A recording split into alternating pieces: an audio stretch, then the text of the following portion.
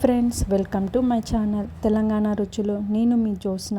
So ఈరోజు అయితే నేను టమాటా పప్పు చేసుకున్నాను.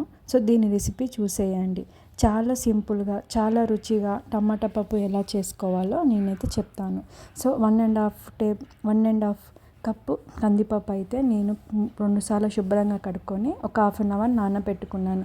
మీరు ఇన్స్టంట్గా చేసుకున్నా పర్లేదు, లేదా నానబెట్టుకోవడం వల్ల చాలా బాగా పప్పు అయితే మెత్తగా ఉడికిపోతుంది. సో అందరు చిటికెడు పసుపు వేసుకొని 2 లేదా 3 టమాటా ముక్కలు, చిన్ని ఉల్లిగడ్డ ముక్కలు వేసి ఇందులోనే కొంచెం కరివేపాకు వేసాను.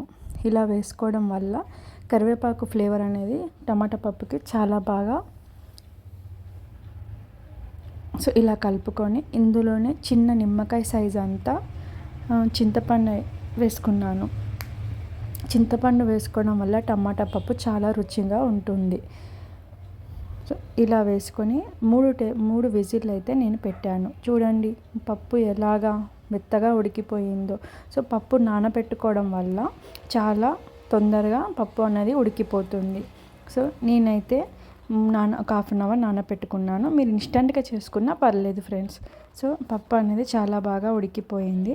నేను ఇందులో ఒక టీ స్పూన్ కారం, ఒక టీ స్పూన్ ఉప్పు వేసి కలుపుకున్నాను.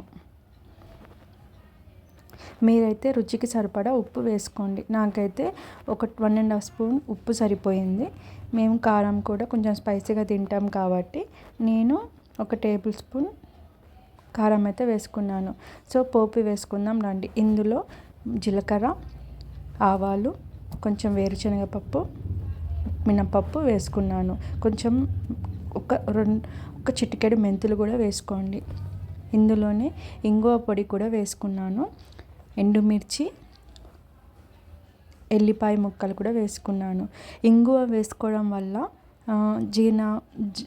పప్పు అనేది తొందరగా జీర్ణం అవుతుంది మరియు పిల్లలకి చాలా తొందరగా జీర్ణం అవుతుంది, పిల్లలకి కానీ పెద్దలకి. అందుకే నేనైతే ఇంగువ పొడి వేసుకున్నాను. నేను ప్రతి పోపులోనూ ఇంగువ పొడి కొంచెం వేసుకుంటాను. దీనివల్ల అన్నం తొందరగా జీర్ణం అవుతుంది. సో కరివేపాకు వేసుకొని పోపు చేసుకున్నాను.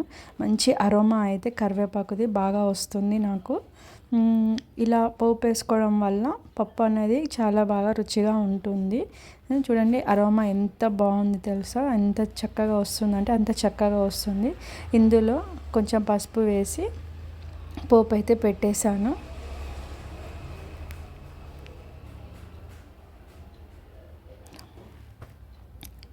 ఎండుమిర్చి కూడా మేము చాలా స్పైసీగానే తింటాము. సో వేడివేడి అన్నంలో వేడివేడి టమాటా పప్పు కొంచెం మామిడికాయ పచ్చడి కలుపుకొని తింటే చాలా బాగుంటుంది. సో ఈ రెసిపీ మీరు ఒకసారి ట్రై చేయండి. నా వీడియో మీకు నచ్చితే లైక్ చేయండి, షేర్ చేయండి, కామెంట్ చేయండి అండ్ ప్లీజ్ సబ్స్క్రైబ్ చేయండి. ఫైనల్గా చూసేయండి టమాటా పప్పు ఎంత బాగా కుదిరిందో. సో నా చిన్న సింపుల్ రెసిపీ మీకు నచ్చితే ఒకసారి నా రెసిపీ ఫాలో అవ్వండి. Thank you for watching. Bye friends.